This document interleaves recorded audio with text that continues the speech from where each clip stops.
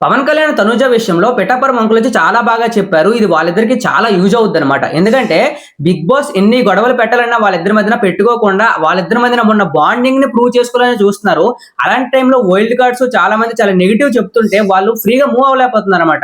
Even ఏం చెప్తే ఎలా వెళ్తుంది బయటికి, బయట ఎలా ఉంది, బయట ఆడియన్స్ ఏమనుకుంటారని ఒక ఆలోచన అయితే వాళ్ళలో ఉండిపోయి జెన్యూన్‌గా ఉండలేకపోతున్నారు. ఆ టైంలో బిగ్ బాస్ ఏం చేసిందంటే వీళ్ళిద్దరూ ఉన్న కన్‌ఫ్యూజన్‌ని చెక్ పెట్టాలని పవన్ కళ్యాణ్, తనూజకి ఒక విషయం అయితే చెప్పాలనుకున్నాడు కదా! వాటిని ఇంట్రెస్టింగ్‌గా మార్చడానికి బిగ్ బాస్ అయితే క్లీన్ షీట్ అయితే ఇచ్చేసింది. మీరిద్దరూ మీకు నచ్చినట్టు ఉండండి. బయట ఆడియన్స్ చాలా పాజిటివ్‌గా తీసుకుంటున్నారని అయితే క్లియర్‌గా చెప్పేసిందనమాట.